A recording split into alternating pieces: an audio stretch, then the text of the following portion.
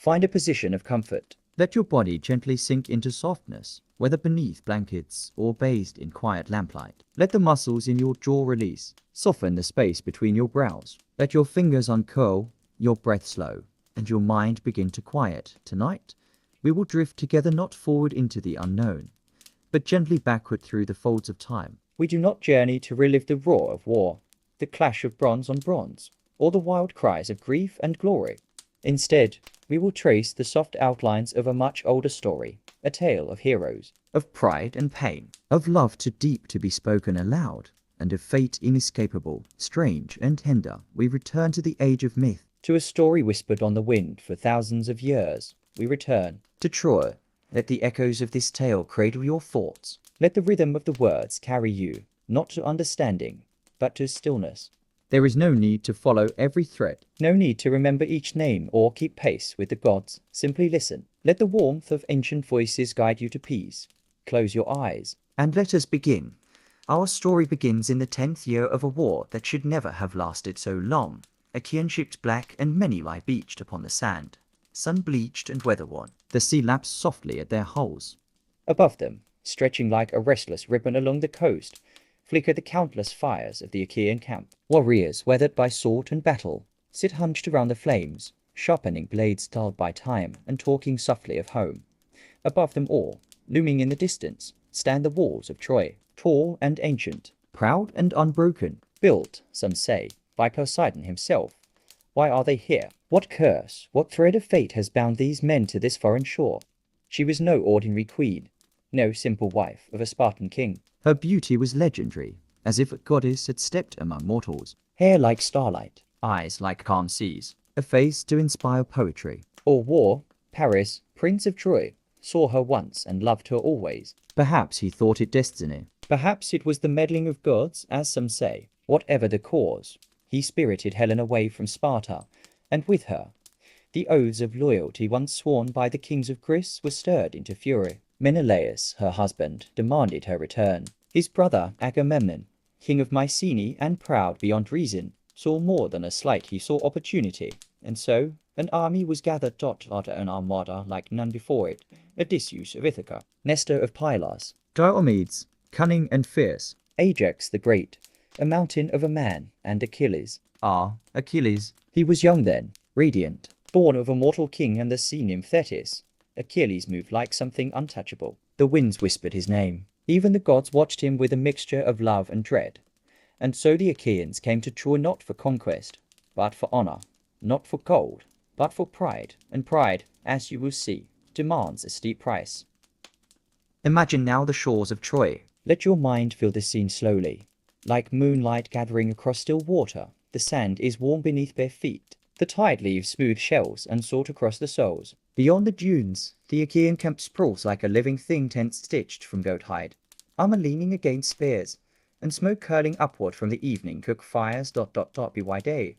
The clang of training swords. By night, the low murmur of stories of wives and children left behind, of orchards and harbours now far, far away. Troy watches from above. A silhouette against the hills, her gates sealed, her soldiers ready. Inside, the people live on. Bakers knead dough in quiet kitchens. Children chase one another through marble courtyards. Life, stubborn and sacred, continues. And yet just outside death waits, cloaked in bronze and blood among the Achaeans. A storm brews not from the enemy beyond the wall, but from within Agamemnon. The so-called Lord of Men has offended the one warrior he cannot afford to lose. Achilles, fleet-footed, terrible in his glory. His rage is not a childish tantrum, but the wrath of something ancient and divine. His pride, like a drawn bow, cannot be unstrung. Agamemnon has taken from him a war prize Breezy, a woman captured in conquest, whom Achilles has come to love in silence. This insult cuts deeper than any blade. It is not about Breezy alone. It is about dignity, honor, the unspoken laws between warriors. And so Achilles withdraws. He does not argue. He does not plead. He simply leaves, from battle, from brotherhood, from everything that has kept the Achaeans afloat. The silence he leaves behind is louder than any war cry. Without Achilles, the tide begins to shift. Troy, patient, persistent, presses forward. From the gates of the city rides Hector, Noble Hector, he does not shine like Achilles, but his light is steadier. He is not born of God and mortal, but of duty and love. His sword is not for glory, but for protection. He fights for his people, for his wife, Andromache, for his infant son, Astyanax, who laughs in his arms, unaware of the shadow looming over their days. Hector speaks softly to his men. He does not command with fury, but with care. He walks the walls at dawn and checks the battlements at dusk. He kisses his wife before battle and holds his son close. He is everything a prince should be. And that is why the gods weep for him. The Achaeans falter. The Trojans press them back. Smoke curls toward the sea as ships are nearly set aflame. Agamemnon grows desperate and still. Achilles does not return.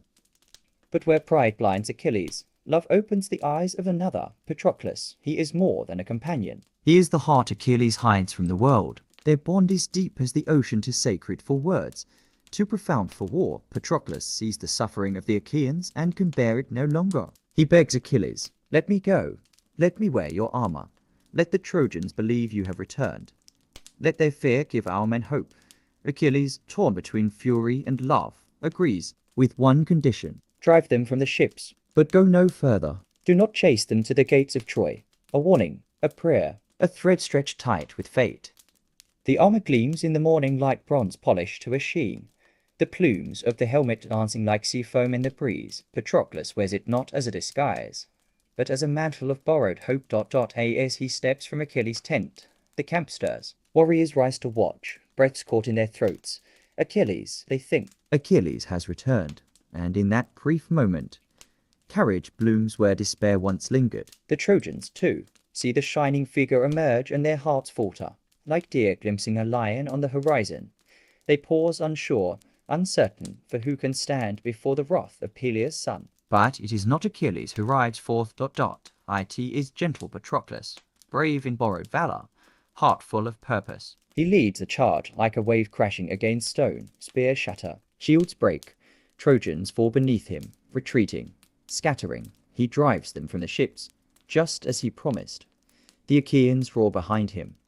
Emboldened, victory, long absent, breathes through their ranks again. But in the thrill of triumph, caution slips away. The gates of Troy are near, so close he can see the torchlight flickering upon the battlements. Hear the distant cries of children behind the walls. He does not stop. He rides further, Achilles warning. That delicate thread of fate snaps in silence. The god Apollo watches from the shadows of Troy's high walls. Though unseen, his influence is sharp as any blade. He steps silently into the path of Patroclus. A push, a sudden daze, the weight of a god, invisible and deadly. Patroclus stumbles. His spear falls from his grasp. And there waits Hector, not a prince now, but a soldier defending his home. He sees the man in Achilles' armor falter, and he strikes, not out of hatred, not from vengeance, but from the cruel necessity that war demands. The blade finds its mark, and the light of Patroclus begins to fade. His final breaths are not of fear, but of longing, not for glory, but for his dearest friend. His lips shape a name they will never speak again. Achilles. When the word reaches Achilles, the earth itself holds its breath. He does not speak at first. He does not move. He simply breaks. The air around him thickens. The sea shudders, sensing the sorrow of its child. He falls to his knees. His cry is not a sound, but a storm. Grief, war, and ancient courses through him, a loss that defies the language of men. Thetis, his mother, hears his weeping from the depths of the ocean. She rises, shimmering and sorrowful, her heart aching. "My son," she says, "you are doomed. If you return to battle, you will die." Achilles looks into the horizon. He does not deny it. He does not fear it. All that he once was prideful, untouchable, has been burned away. Now he is only a man in mourning, and mourning, as the gods well know, can move mountains. Thetis seeks out Hephaestus, the divine smith, crippled but mighty. She pleads, "Make him armor." Not just to protect his body, but to carry the weight of his rage. And so, beneath the smoking bellows of Olympus, Hephaestus labors. The breastplate is more than bronze. It is vengeance forged into form. The shield gleams with scenes of the world itself. Fields in bloom, lovers embracing, Battles yet to come. Every strike of the hammer sings with sorrow and fate when Thetis returns. She lays the armor before her son. It shines like a star, and he like a storm. Achilles returns to battle. The sand shifts beneath his feet as if the earth recognizes its most fearsome child. Trojans flee at the mere sight of him. The gods themselves take sides. Athena stands at his shoulder, cold and bright. Apollo warns Hector of what draws near, but nothing can stop Achilles now. He cuts through the Trojan ranks like wildfire through dry grass. He is no longer fighting for honor, not for spoils, not even for Helen. He fights for Patroclus, and in that fight, he is unstoppable. He seeks only one man. Hector waits outside the skiing gates. He knows.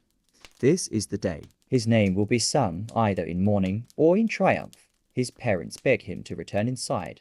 Andromache clutches their child and weeps. But Hector cannot hide. Not from Achilles. Not from fate. Achilles comes, and the world quiets. The two heroes circle, one driven by duty, the other by grief. Steel meets steel, dust rises, and the gods, watching from their thrones, fall silent. At last. Achilles strikes. The spear finds its home. Hector falls. As he dies. He begs, "Let my body be returned to my family." But Achilles, heart still hardened by sorrow, refuses. He binds the body to his chariot, and around the walls of Troy he rides, dragging the fallen prince, dust and blood trailing behind him. The city wails. Even the heavens are disturbed by what Achilles has done. Day after day, Hector's lifeless body is dragged behind the chariot, its dust trailing like a sorrowful shadow across the battlefield. And yet, the body does not decay. It does not bruise, does not break. The gods will not allow it. Apollo, who once guided Hector's hand, now shields his flesh from harm. Even Hera, who despises Troy, turns her face in silence. The other immortals gather. Their voices rise, some in anger, some in grief. But it is Zeus, father of all, who speaks last. "It is enough," he says. Even the mighty must bow to sorrow. The son of Priam shall be honored, and so a plan is made. A journey, a final act of courage. Not in battle, but in grief. Old Priam, king of Troy, has ruled longer than any man still breathing. He has known joy and pain. He has buried sons before, but never like this. He watches from his palace window as the chariot circles the city. He listens to the cries of his people. He feels the weight of a crown that cannot shield him from the anguish of a father. And then, in the deepest hour of night, Hermes appears, messenger of the gods, cloaked in calm. "Come," the god whispers. The time is now, with nothing but humility and silver in hand. Priam dons simple robes. He mounts a chariot, driven not by war, but by a hope almost too fragile to name. He rides alone across enemy lines, toward the very man who ended his son's life. Achilles sits alone in his tent. The armor gleams untouched. His hands are stained with grief. His eyes hollow with exhaustion. And then a sound. A figure steps forward from the shadows. Not a soldier. Not a god. The man. Old, bent, dressed in the robes of mourning. "Achilles," the voice says, soft but unwavering. "I am Priam, father of Hector. I come to ransom his body." Achilles does not move. His breath catches. Time stills, and then Priam kneels. He reaches out and kisses the hands that killed his son. Achilles is undone.